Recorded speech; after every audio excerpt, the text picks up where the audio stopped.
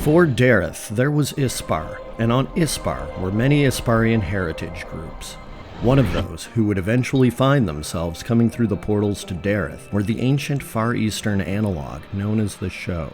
Welcome to the Abyss, folks. My name is Void Money, and today we will look into the history of the Show. Part 1. Creation. In the beginning was the divine creator of the world and everything.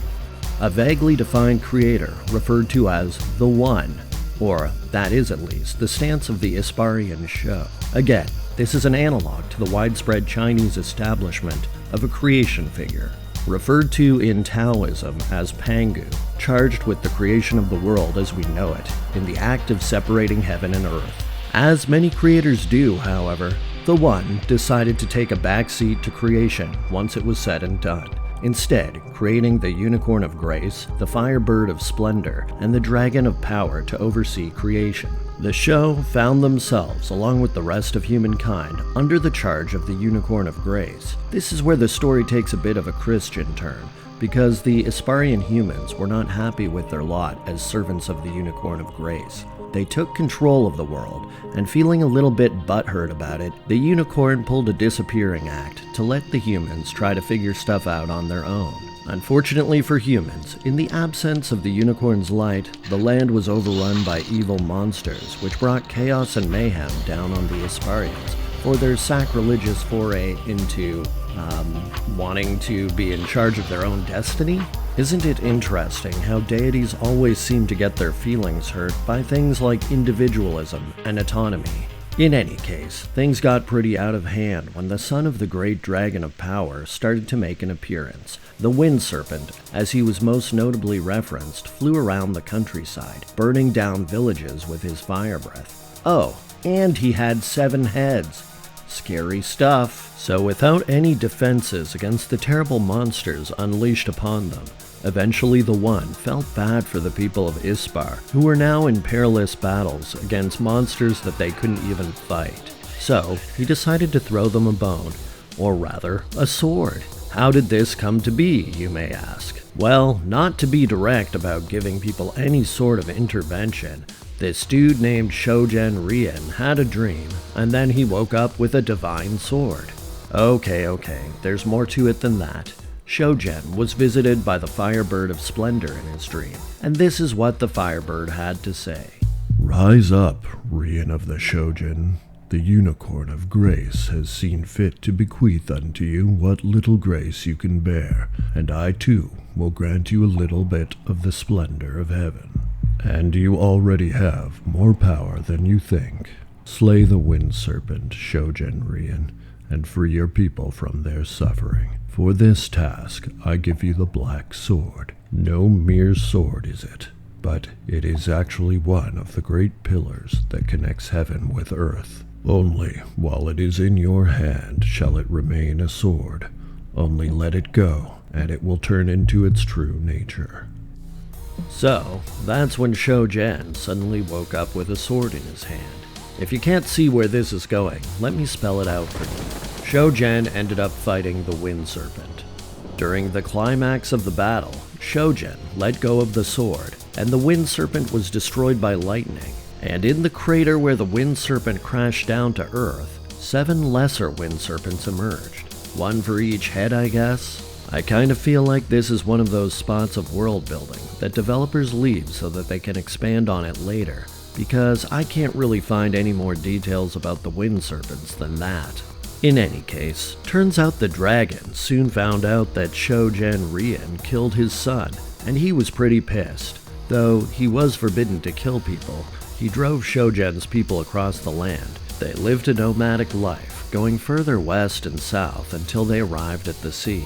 It's at this point all of Joji's problems were answered by another dream.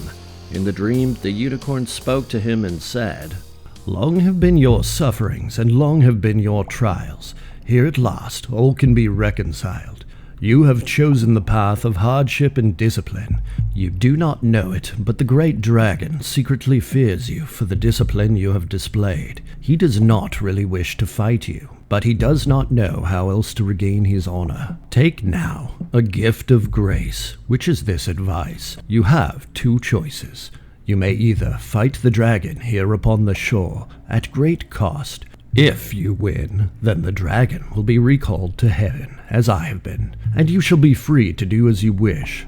Or you may settle here and name your kingdom after the dragon, and he will have earned back his honor and will become friendly to you, and you will have earned peace for many years. So with this choice in hand, Shojin's people split into three camps. Those that wanted to stay and ally themselves with the dragon founded the kingdom of Ryuji, while the other two camps started the island nations of Iwa and Chiranto, who followed the unicorn and firebird respectively. And this was how the show people and nations came to be. Part 2. Joji. If being part of a society who founds the core beliefs and values of their society off of visions from a unicorn wasn't enough for you, you might be happy to hear it wasn't an isolated incident. That's right, sometime later, it happened again. So, there was this dude named Joji Gengai, and he also received a vision from the Unicorn of Grace. Joji went on to turn his visions into the foundation for contemporary show beliefs on spiritualism and social engagement in general. Turns out, he also wrote about it. So let's start this off by visiting the library at Hebian-to and picking out the book titled Joji Gengai Comments on the Teachings of Joji, which starts off on a section that summarizes Joji's understanding of the events surrounding the three elders and their interactions with Shogen Rien all those years ago. Herein are some of the teachings of Master Joji. The comments of later scholars are included in this telling, enriching and deepening our understanding. The first excerpt is from a text Master Joji wrote himself 800 years ago. He wrote thus: "We have all been taught of the birth of mankind, the one who makes all things made, the three elders, the unicorn of grace, the firebird of splendor, and the dragon of power. To the unicorn of grace, the one gave mankind as a servant, but mankind grew rebellious and fought against the three elders. Mankind, from the many gifts given him by grace, overthrew the unicorn and rose to take the unicorn's place. The balance was upset in all of heaven. And so it was, the grace left the world and was hidden.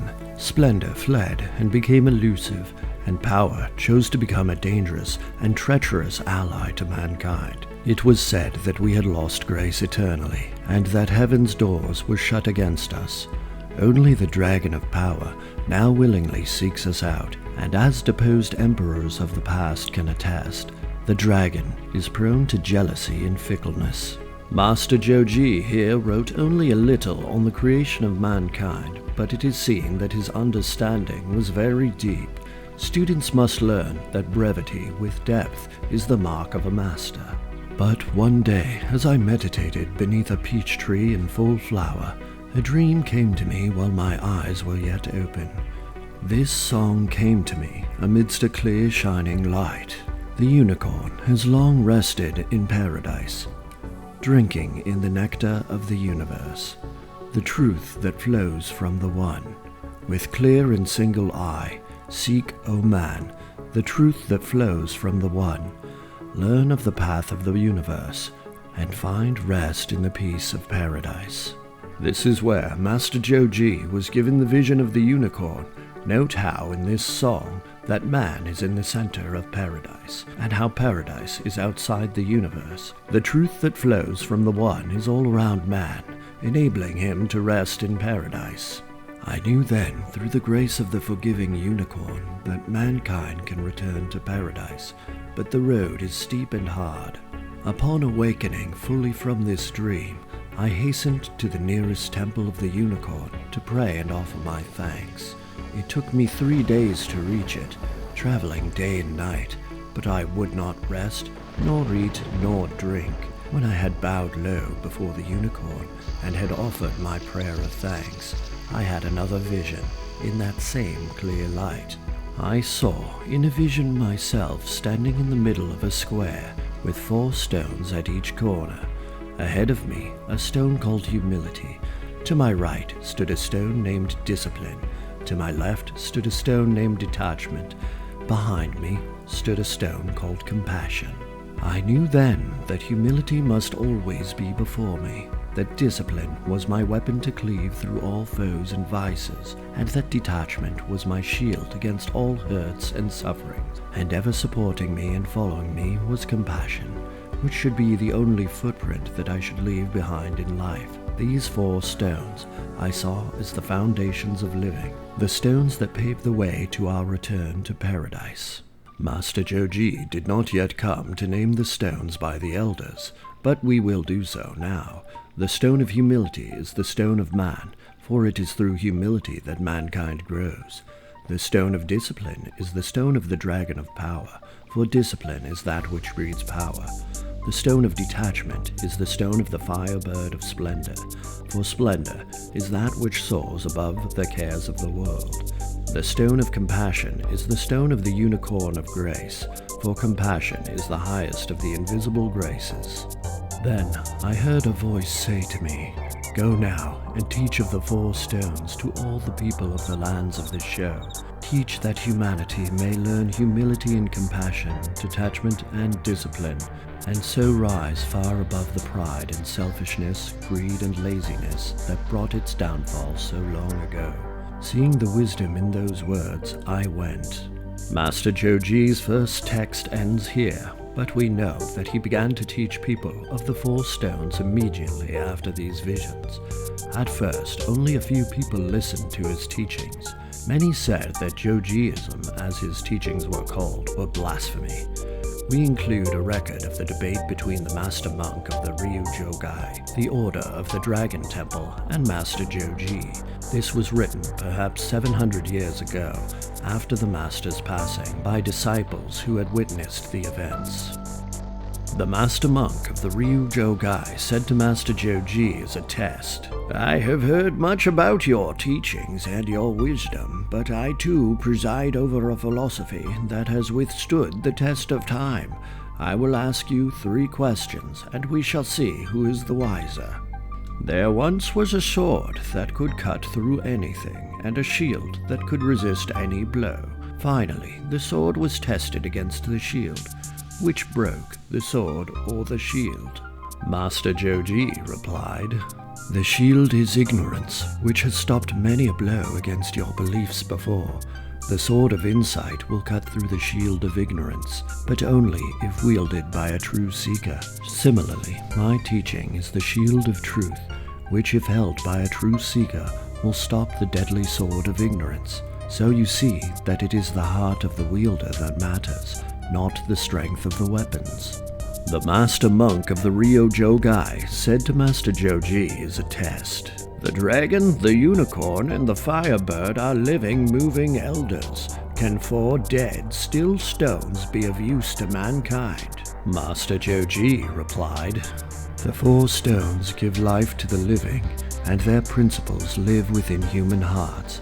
The living elders are alive in and of themselves, and because of this cannot live within others. Which is more useful, that which is dead and used for life, or that which is alive and does not contribute to life?"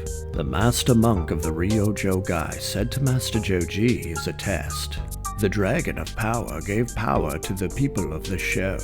What power will your 4 stones offer us?" Master Joji replied, "If you cannot see the intrinsic value of the 4 stones themselves, and if you cannot see the truth they lead to, then you will not see any benefit from them." The Master Monk of the Ryujogai replied, "I do not see their value, nor do I see the truth they lead to. I do not see why your 4 stones of humility, discipline, detachment, and compassion are useful to us. I reject your teachings utterly." As soon as he said those words, the dragon struck the Master Monk of the Ryujogai dead, for even the fickle dragon is subject to the laws of heaven and to the rules of truth. Master Joji bowed his head and prayed for the slain Master Monk, and then went on to teach his wisdom at the Dragon Temple, the Unicorn Temple, and the Firebird Temple. From that time, those who followed the dragon, the unicorn, and the firebird all began to see the wisdom of Master Joji's teachings. Here is the telling of the death of Master Joji, an oral tradition that has been passed from teacher to teacher for hundreds of years. Master Joji was 108 when at last he passed from this life. He called his students to him and taught them thus. I have had a vision of the 4 stones, each one built up upon the other. People used them as stepping stones and began climbing their way to heaven. But when one stone was pulled away, the others tumbled down, and all the people slipped and fell. See to it that you neglect none of the 4. Let humility dwell within you. Without humility, you will be easily misled and lose your way. Let discipline own you. Without discipline, you will tire and fall away. Let detachment guard you. Without detachment, you will be unable to let go and move forward. Let compassion be in your every thought and action, as you strive to help others in their paths. Without compassion, you will never be able to enter the gates of heaven, even if they be held wide open for you, for your eyes will be blind to them. And then smiling, he passed on. But students of the Dragon Temple, Unicorn Temple, and Firebird Temple did not heed his admonition, and each temple took to only one path. The Dragon Temple took up the call of discipline, and the Unicorn Temple took up the call of compassion, and the Firebird Temple took up the call of detachment. Since none focused on humility, Master Joji's most fervent followers founded the Joji Gengai, the Order of Joji, to preserve the truths of humility. We, of the Joji Gengai, recognize that all 4 stones must be studied and learned by anyone seeking rest in paradise. But we know that so long as mankind is flawed, each person will tend to cling to but one facet, in the hopes of one day unifying the 4 stones into the perfection of humanity. We wait. The teachings of Joji. Okay, that was a really long text, but we still have a few more things to talk about regarding Joji. Much like the introduction of Buddhism to Chinese culture, Jojiism spread like wildfire to all of the lands of the show, where the teachings of the 4 stones, humility, discipline, detachment, and compassion became the guiding principles of society. Also mirroring Buddhist belief is the idea that achieving unity of these 4 pillars is the secret to reaching paradise. As many things do in the real world. However, on Ispar, the teachings of Joji were twisted to the purposes of the strong in order to keep a stranglehold over the weak. A new ruler took the throne in Ryuji, Emperor Ko, and flying the flag of the disciplined dragon, the nation became hyper-fixated on their military capabilities. He conquered Aiwa by means of war, and Chirinto by means of matrimony, marrying into rule and moving the capital of his dynasty to Chirinto.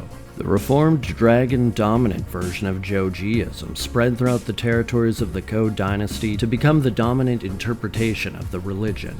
The cultural phenomena might be an interesting parallel to how Zen Buddhism of Japan supported Japanese militarism in the period leading up to and during World War II. As someone who is very interested in Chinese and Japanese history, I love analyzing the parallels that the game devs made to the various time periods of the dynastic Far East. I actually intended to minor in Chinese studies in university, but it would have added an extra year to my degree. Nevertheless, it affords me an appreciation for subtle cultural details in games like Asheron's Call. Maybe next time I go to school, I'll minor in show studies. Anyway, moving on.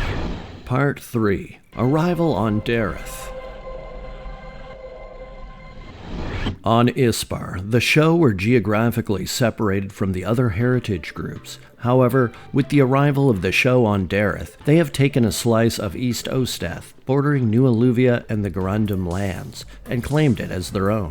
We're going to be taking a quick look at the show in the new geography. When they first arrived on Dereth, the show found themselves on the extremity of their current holdings, near the modern site of Yanshi, northwest of the Blackmire Swamp. The majority of new arrivals opted to head southeast, where they founded their first settlement of Hebianto, while a smaller contingent stayed behind and built a village around a remarkably unusual large boulder. As with much of the Isparian lands, Tumorox raided this early settlement, but the town was saved before utter destruction with the intervention of the legendary Ben 10. With the houses burned during the attack and many of the villagers killed, Tumoroks pushed the settlers up to their final stand at the boulder, where Ben 10 appeared and miraculously repelled the Tumoroks. The boulder became something of a landmark, and the new town of Yanshi was built around it, and as such was known as the Town of the Boulder, and eventually became the frontier of access to the Grundim and Alluvian lands. The Sho founded their capital, Hebi-in-To, at the mouth of the River Prosper, south of the Blackmire Swamp. In the early days after their arrival on Dereth, when Hebi-in-To was just a fledgling village, the Sho were subjected to raids from Mossworts. To aid in the defense against the Mossworts, who came from the Blackmire Swamp, the warlord Ijiku Tambai built up a walled fortress south of the swamp which the Sho called Yaosai. In time, the walled fort Yaosai proved successful as a launch point for pushing back the Mossworts further north into the swamp, and no longer necessary as a fort, it was converted into the town of Shushi, where you can still see the fortified walls to this day. Meanwhile, the frontier border of the Sho lands moved northward and deeper into the Blackmire to the town in the present named Sawato.